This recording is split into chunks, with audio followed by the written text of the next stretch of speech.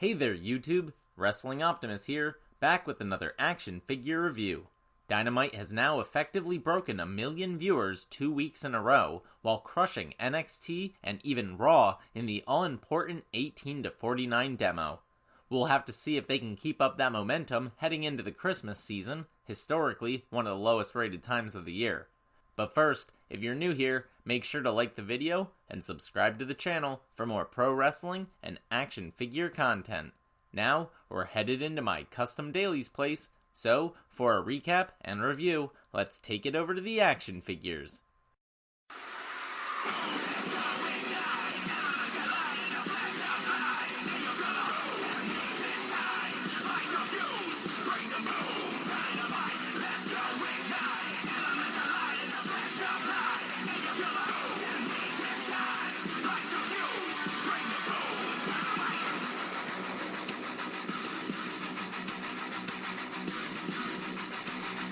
Dynamite opens with the much-anticipated 3-on-3 match between Hangman Adam Page with Dark Order and Matt Hardy with Private Party. Hilariously, John Silver and Alex Reynolds come out in full cowboy getups and have apparently named their team the Good, the Bad, and the Hungy. This all goes back to the Dynamite Diamond Battle Royale, where the Dark Order, who have been trying to recruit Hangman on being the Elite for weeks now, helped keep Page in the match, before Matt Hardy eliminated him. Hardy also eliminated one of his proteges, Isaiah Cassidy, leading to tensions within their group. Hangman and the Dark Order actually work really well together. Silver and Reynolds are already a fluid team, but Page adds some hard-hitting star power. He uses John Silver as a weapon, dropping him onto Isaiah Cassidy in a modified senton. Not to be outdone, Private Party get in some double team maneuvers of their own, but Matt seems out of sync with them and more in the way than he is helpful. At one point, there's an incredible sequence where Mark Quinn is hit with an enziguri by John Silver, a stunner by Alex Reynolds, and a power bomb by Hangman, which Silver quickly rolls into a German suplex, allowing Reynolds to top it all off with a flipping cover. But it's broken up by Hardy. They tease even more tension when Private Party hit the gin and juice, but Matt tags in to steal the pinfall. They hesitantly celebrate with him in the ring afterwards. Alex Marvez is backstage with the Inner Circle, congratulating MJF on winning the New York Times Best Performance of 2020 for the Dinner Debonair. A newly ripped, yet obviously jealous Jericho tries to take credit for the segment as well, but Max interrupts and showers the newly dubbed CJ with a series of backhanded compliments instead. In a pre-taped video, we see Brandy and Cody Rhodes decorating their Christmas tree when the doorbell rings. Someone has left them a small present. They open it to reveal an ornament which reads, "We're expecting a new baby in 2021. Aw, congratulations. Although, does that mean they're just dropping the Brandy vs. Jade Cargill angle? Because that would mean Shaq's interview was completely pointless. Speaking of the Rhodes, the soon-to-be parents come out with Arn Anderson as Cody takes on Angelico of TH2. I really like Angelico's submission style. It reminds me of the British catch-as-catch-can style that I prefer. In a unique spot, Cody's arms are restrained, so he has to bite the rope to break the hold. Eventually, Cody wins with an impressive flying cutter. That brings out Team FTW though, so Taz can deliver his fake congratulations to Cody on the victory and his new baby. He continues to complain that his guys don't get enough respect in AEW, and since Darby Allin is all the way up in the stands, they threaten to put Cody on paternity leave as they slowly walk towards the ring. The lights go out, and Sting makes his entrance to the sound of Tony Schiavone's classic call. The heels back off as the Icon simply winks at Cody and heads back out the tunnel. People will complain that Sting doesn't do anything, but this is exactly what he did in WCW at arguably the height of his popularity. Sting doesn't need to wrestle or even talk at this point in his career. He just needs to show Cody and Darby that he has their backs until the inevitable and hopefully epic blow-off angle with Team Taz. Alex Marvez is back with Miro and informs him that because of his actions last week, putting 3 AEW officials in the hospital, he's being fined $75,000. That doesn't bother the Bulgarian though, who only cares about likes, subscribers, and ratings. In fact, that's why he's so mad at Orange Cassidy, because Orange doesn't care about those things. Miro implies that he's a draw and thinks he was the reason for AEW's high ratings last week. So, not only will he have a big wedding announcement on next week's Holiday Bash, but he's going to break the internet with his match against Sonny Kiss on Dark. Marvez asks about the people in the hospital, but Miro just screams "Bah humbug," then smiles because Christmas is apparently his birthday. Okay, that was really weird. Definitely not his best promo in my opinion, but I'll wait to see what happens next before passing judgment. Eddie Kingston comes to the ring for a promo. He claims to have a lot of enemies. God, who can't seem to kill him, the bastard Pac, who he sent back to England, and Lance Archer, who comes out and beats him up. Eddie's family makes the save, and the three of them lay into Archer when suddenly the Lucha Brothers appear from out of nowhere. They're joined by a returning Pac, who I guess isn't stuck in Newcastle after all.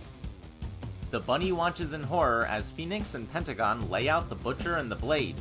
Meanwhile, the only thing that saves Eddie is Pac and Lance arguing over who gets to kick his ass. Death Triangle stands tall. Backstage, Dasha asks Dustin Rhodes about the offer to join Dark Order. He says 7 was a bad idea years ago, and 7 was a bad idea last week. He already took out 10, so next week he challenges Evil Uno. Nice, I like Dustin slowly working his way through the Dark Order. It gives them all something to do.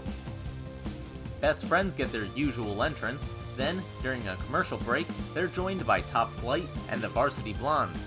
Orange Cassidy heads over to commentary but doesn't even bother plugging in his headphones. He is the best. Together, they're taking on the Inner Circle in a 6-on-6 match.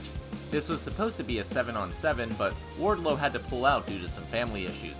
Brandon Cutler was cut from the babyface team, and I wonder if it had anything to do with his recent tweet mocking JR. Things start with Chris Jericho and Brian Pillman Jr. echoing Jericho's history with Brian Pillman Sr. Top Flight and Sammy Guevara show why they're 3 of the most athletic high flyers in all of AEW. Then there's a stare down between Best Friends and Santana and Ortiz that leads to a bench clearing brawl.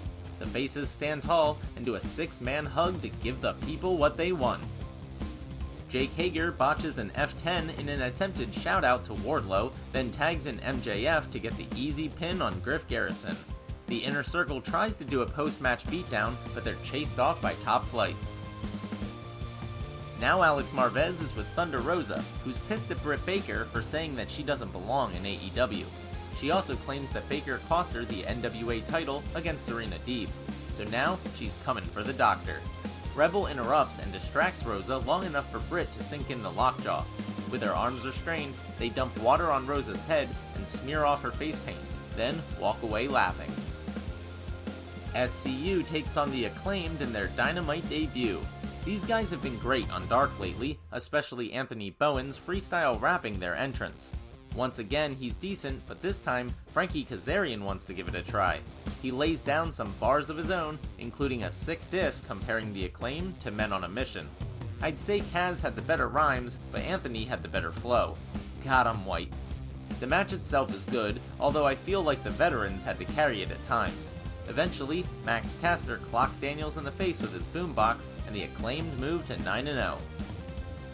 In another rap after the match, they insult the Young Bucks who are standing at ringside and challenge them for the tag team titles next week at Holiday Bash. Based on their reactions, I'd say the Bucks accept. Similarly, in an interview with Dasha backstage, Top Flight challenge MJF and Chris Jericho to a match next week as well. They remind everyone that they are Darius and Dante, then cut one hell of a promo, made all the more impressive when you remember just how young they are. Keep an eye on these two because they're special. In the only women's action of the night, Ivelisse and Diamante take on Big Swole and the NWA Women's Champion Serena Deeb. Each team got involved in the recent feud between Brandi Rhodes and Jade Cargill, so now they're squaring off. All 4 women are terribly underrated, but at least we get to see a little of what they can do here. Case in point, Serena pulls off an amazing combination leg breaker on Ivelisse and suplex on Diamante. The Latinas battle back and isolate the champ until she's able to get the tag. Big Swole nails Diamante with a Tiger Driver and gets the submission victory with a figure 4 leg lock. Their victory is short-lived though, as the Vicious Vixens run out and turn it into a 4-on-2 beatdown until Red Velvet makes the save with a chair. After a video showcases Jurassic Express, FTR screams at commentary that they should be the ones getting showcased. They say Jurassic Express are officially in their crosshairs before Tully ends with his obligatory Fear the Revelation. In the main event, Joey Janella is joined by Sonny Kiss for a no disqualification match against Kenny Omega. The bad boy had to forfeit his spot in the Eliminator tournament a few weeks ago, so this is Kenny's way of making up that match while quieting the critics who say his path to the finals was a fluke. Justin Roberts asks you to rise for tonight's Kenny Omega Fun Facts. He has held the AEW World title for 14 days. He helped draw AEW's largest TV rating of the year on last week's Dynamite. He appeared on Impact Wrestling, which by no coincidence raised their audience by 33%. And he is so talented that he appeared last Saturday night in 2 countries on 2 major shows at the same time, which were available to watch all around the world, including North Carolina. Kenny has 4 broom girls now and is officially coming out of the heel tunnel. During his entrance, he's hit in the head with a flying trash can by Janella, while Don Callis tries to replace Tony Schiavone on commentary. Tony, ever the professional, simply responds, "Kiss my ass." So Don grabs a stadium mic and starts calling the action as obnoxiously as possible over the loudspeakers. That action is brutal and one-sided, involving chairs and baking sheets. Callis decides he needs a play-by-play guy, so he hands Kenny a mic and Omega starts calling his own match. He hits Janella with a trash can-assisted moonsault, then mocks Joey's pigtails while delivering a V-trigger. The bad boy does manage to reverse the one-winged angel into a poison rana and put Omega through a table with a top rope leg drop, but Kenny comes back and hits a one-winged angel for the victory. As he and Don Callis celebrate in the ring, Death Triangle comes to the stage. Pac says that they have some unfinished business and an injustice to address. See, Rey Fenix competed in that Eliminator tournament and never lost. That means Omega isn't the legitimate champion. Don belittles the bastard, calling him just a wrestler, and says he doesn't have booking power, but Pac says he spoke with Tony Khan and the match is already sanctioned. On December 30th, Kenny will defend the AEW World Championship against Rey Fenix. I'm so glad to see Pac and Death Triangle back. Something always seemed off about Eddie Kingston's original family. I like him better with just the Butcher and the Blade anyway. And if Omega vs Phoenix 3 isn't mouthwatering enough already, it's only the appetizer for Omega vs Pac 2, Electric Boogaloo. How does AEW book this well?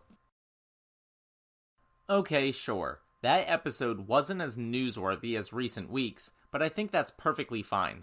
The wrestling was great, and lots of narratives were advanced. When you have this many high-profile stories going at once, sometimes it's good to give the fans a breather episode in order to let everything sink in. What's great is you could probably miss this week and be alright, but then they're gonna jump right back into things with the Holiday Bash next week, and 2 consecutive New Year's specials in the weeks after that, which are already shaping up to be fantastic shows. Wrestling, and in particular AEW, is so awesome right now. Alright, that'll do it for AEW Dynamite on TNT. Thanks so much for watching. Let me know what you thought in the comments down below.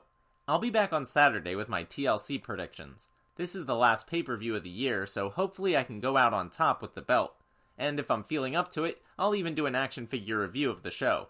Either way, I'll definitely be back on Thursday with my review of AEW's Holiday Bash. In the meantime, if you enjoyed this video, make sure to do all that normal YouTube stuff. Smash the like button, share with any wrestling or action figure fans you may know, subscribe to the channel, and spread the word.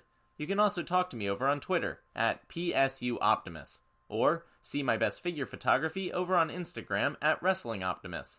If you haven't seen my most recent build video, you can check that out right here. But until next time, I've been Wrestling Optimus, and I'll catch you later.